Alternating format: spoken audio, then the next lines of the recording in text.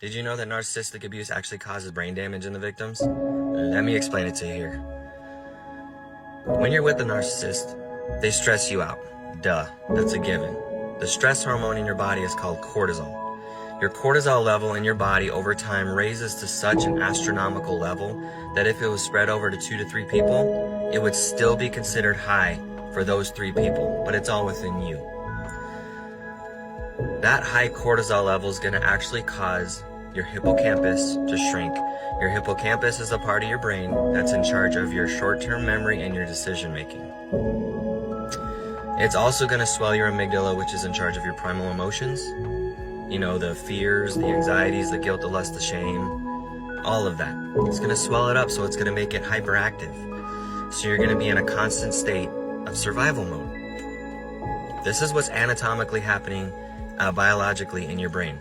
The emperor, the conqueror, the champion, the lion is here.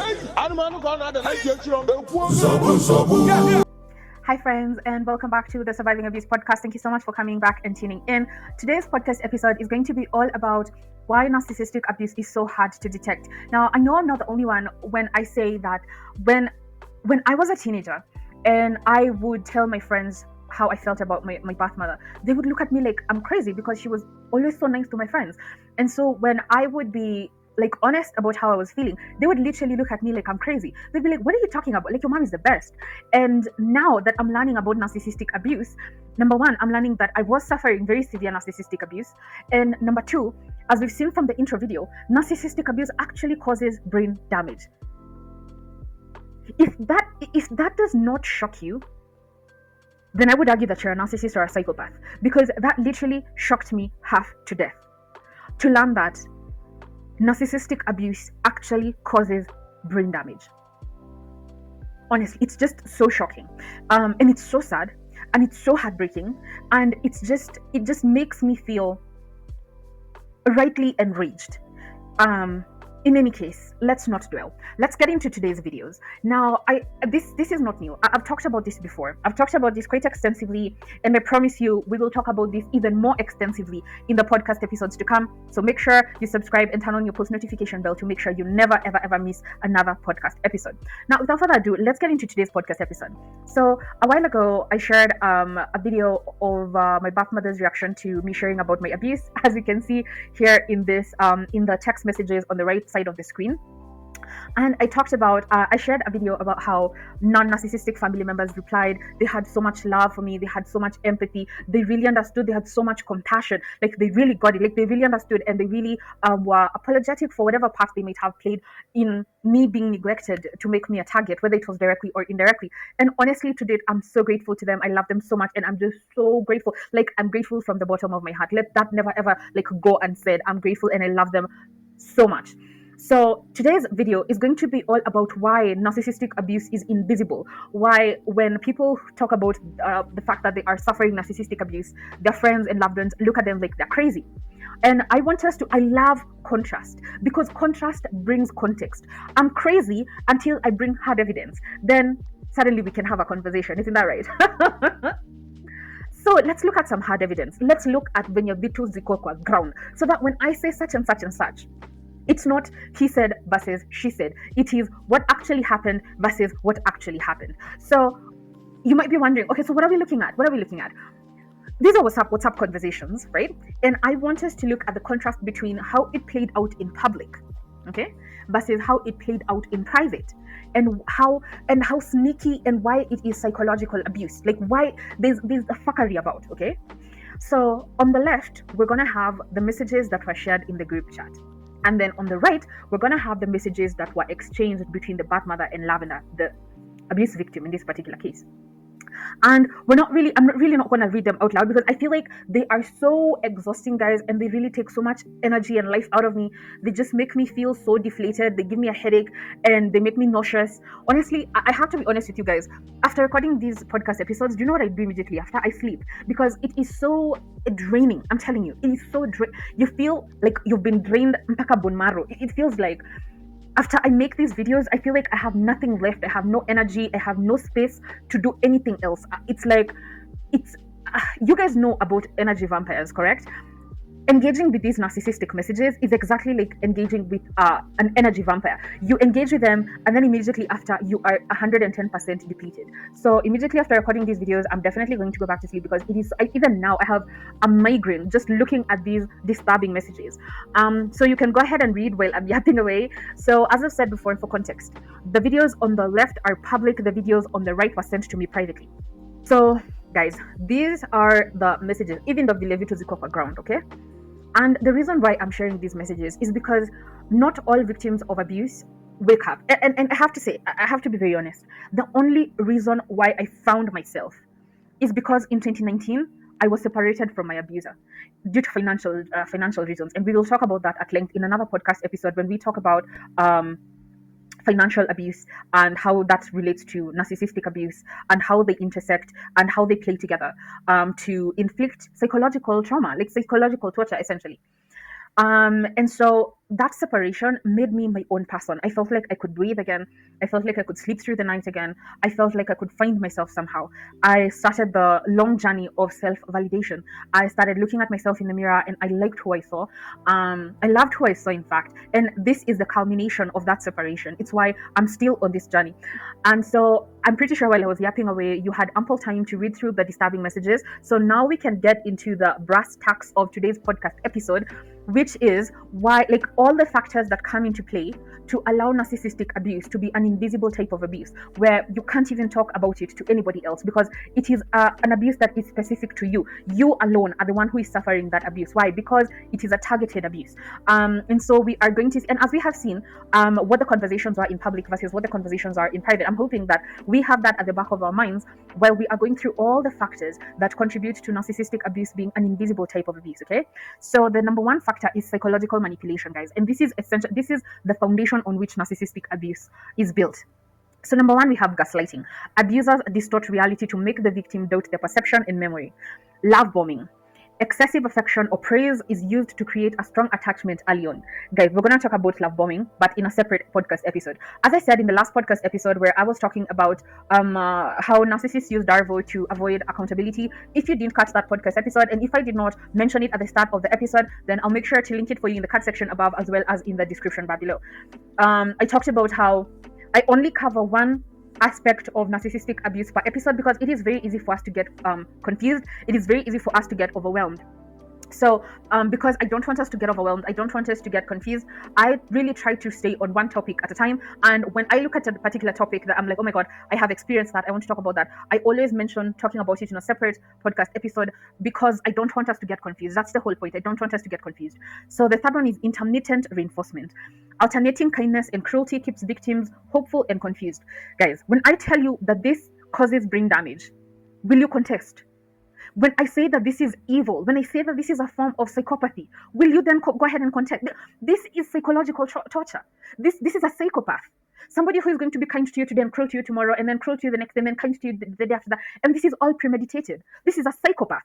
These are forms of psychopathy. And these are all things that are peer-reviewed. Pull up a journal and read about them. Educate yourself on them. This is not just somebody's opinion. This is something that has been researched extensively. These people are psychopaths. Number four, blame shifting. The abuser deflects responsibility, making the victim feel at fault. We've seen that extensively in the video where I shared the podcast episode about the 10 tactics that narcissists use to avoid accountability. We saw blame shifting happening in real time. Okay, silent treatment, emotional withdrawal confuses and destabilizes the victim. We saw this again in the podcast episode about how 10 tactics that narcissists use to avoid accountability. Right? You can see, guys, these people are actual psychopaths. The other tactics that come, the other factors that come into play to make narcissistic abuse an invisible abuse is the abuser's mask. Okay. Oftentimes, narcissists are very charismatic people. Narcissists often appear charming, likable, and generous to outsiders. This has been my lived experience, you all.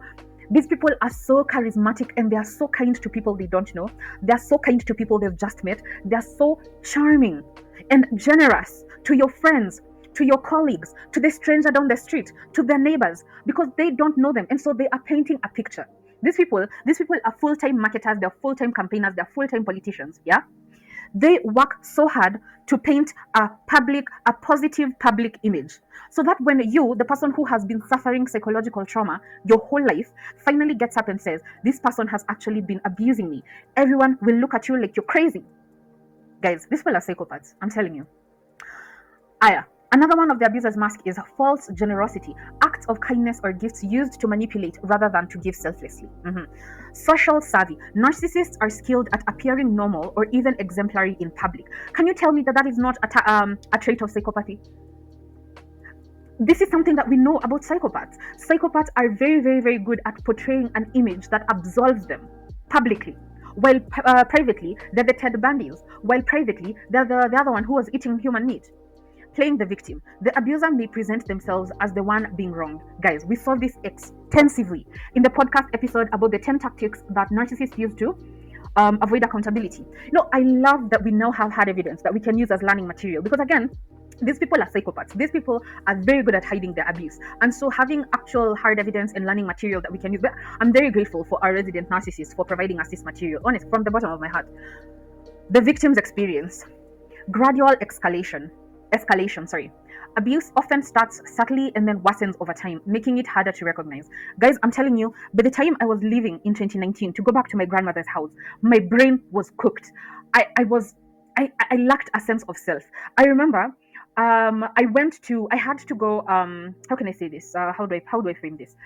I almost dropped out of school for financial reasons. I almost dropped out of college when I was in my second year. So what happened is I had to go to essentially to the financial aid office to talk to them about, okay, what are my options, right?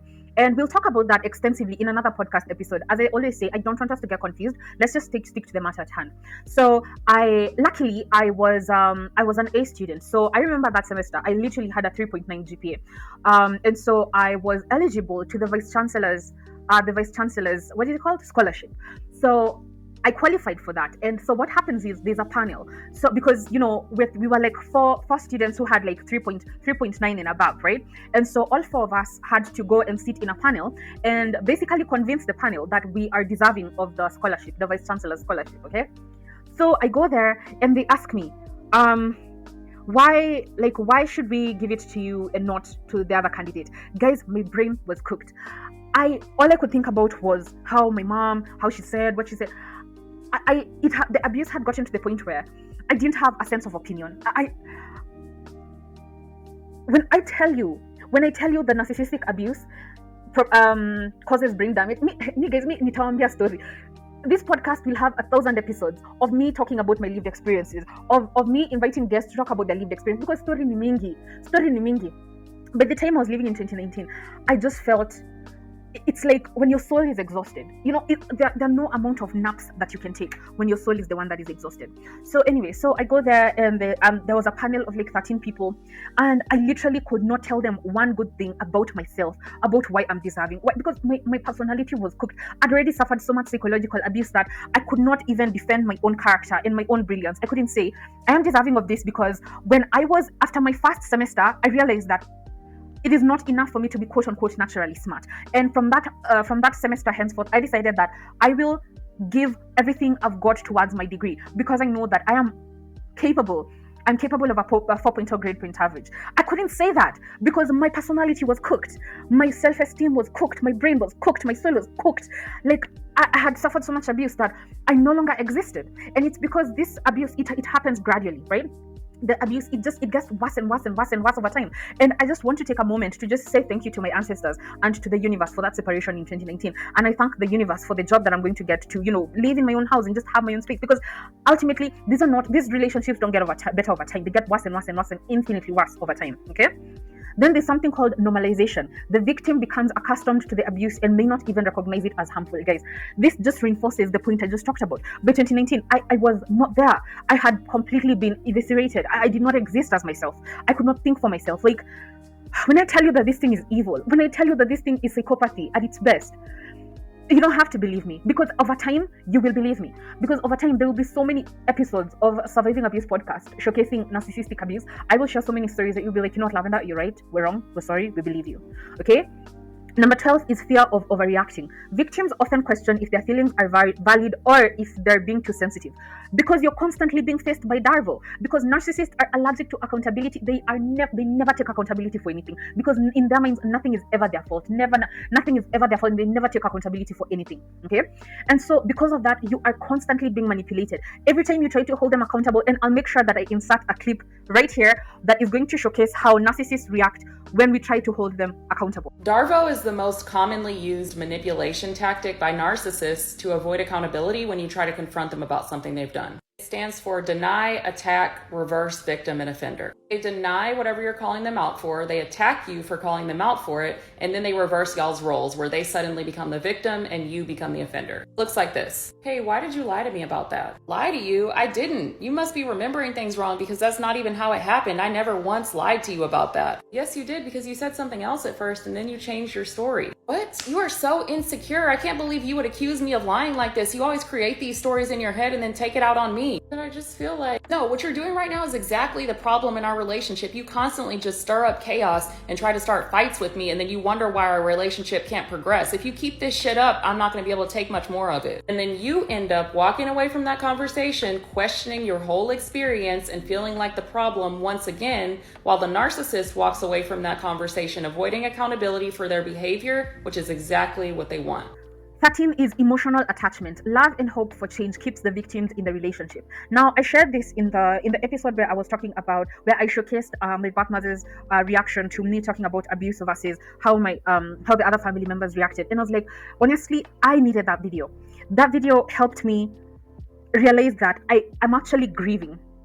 And that when you are healing from narcissistic abuse, when you finally admit to yourself that this person is a bad person and they will never change, they will never be on your side, it's like you in your mind they die.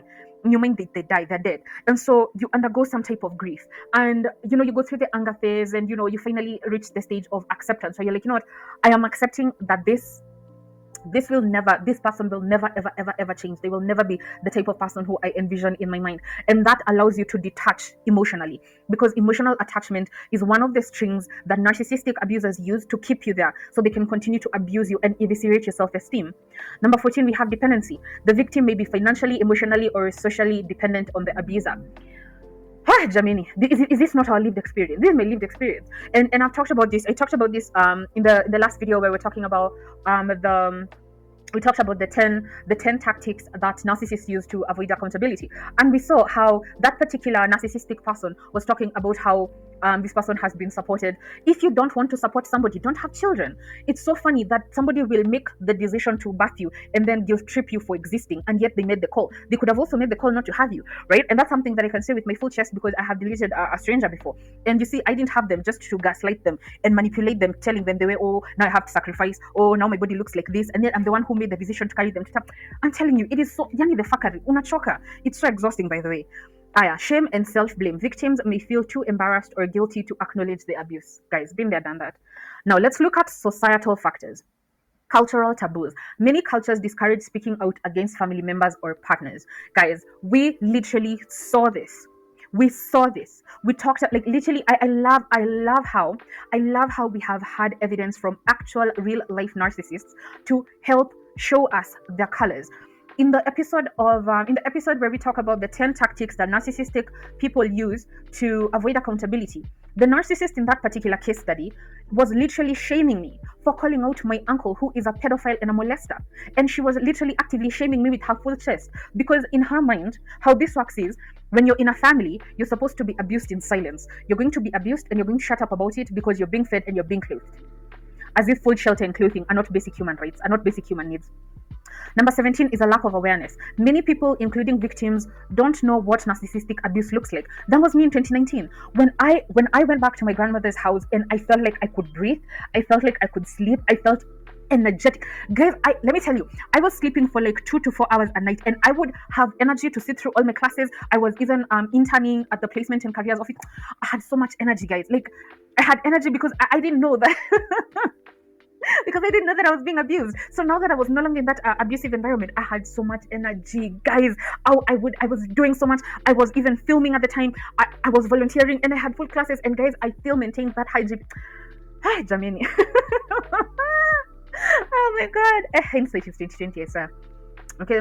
Number 18, outsiders' perception. Friends or family may not believe the victim because the abuser appears kind. Because these people are psychopaths. They run full-on public campaigns, which is why part of running a campaign where people think of them as good people is them painting you in bad light. And we will talk about that extensively in upcoming podcast episodes, how narcissists run smear campaigns against you, the victim, so that when you finally step away, the other people will be on the abuser's side because they will have an extended history of being told the way, oh, you're bad, you don't do this, you do that, how you abuse them. And of course it's all lies, but it's because these people are psychopaths.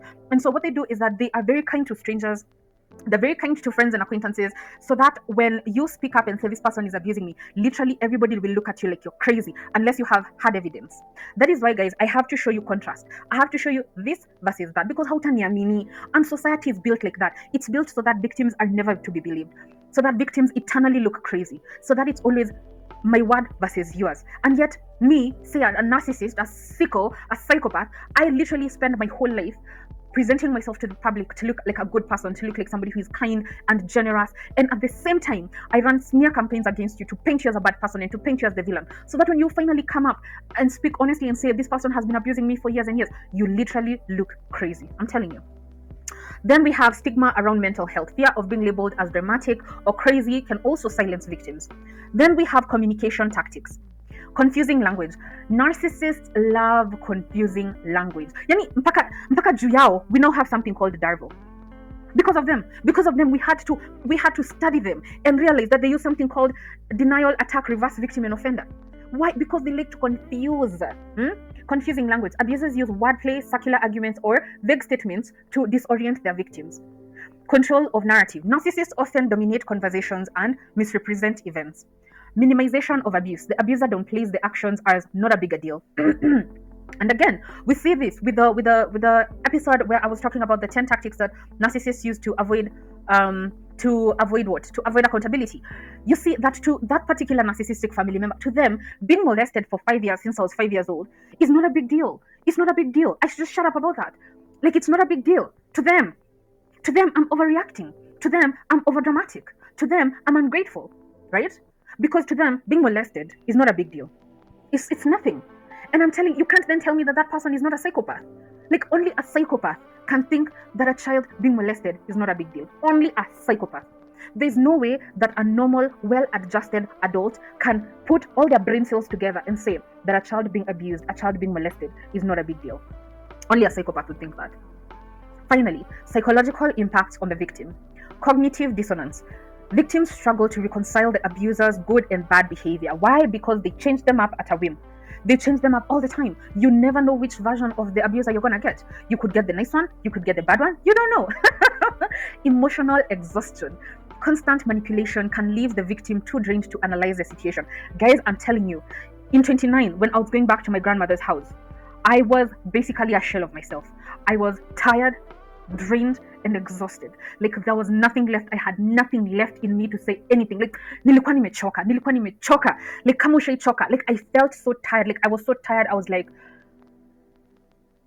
God, I don't know if that's coming across to you guys. Nilikuwa nimechoka. Sijui kama mnaelewa. I was tired. I was exhausted. I was spent. There was nothing left. And then finally, there's trauma bonding. The cycle of abuse and affection creates a strong attachment to the abuser. Guys, I'm telling you, these people are psychopaths. You will be left feeling like a shell of yourself. You'll be left feeling like you don't know yourself. You don't know if you are smart. You don't know if you are gifted. You don't know if you are brilliant. You don't know if you are creative. You don't know left from right. You don't know east from west. And that is why I make such a big deal about narcissistic abuse, because it is a big deal. It is a big deal. It is psychological torture. It is psychological trauma that basically causes brain damage, as we learned from the video in the intro, the intro video. And so we have so many more podcast episodes coming up, because the narcissistic abuse is an abuse that just keeps on giving, and so there's no shortage of material. So I want to lay these videos as groundwork and set them as the foundation before I start bringing in guests for you guys, for us to hear other people's experiences. So make sure you subscribe if you're not subscribed, and also make sure to turn on your post notification bell to be notified when more Surviving Abuse podcast episodes go live, and I'll see you in the next one.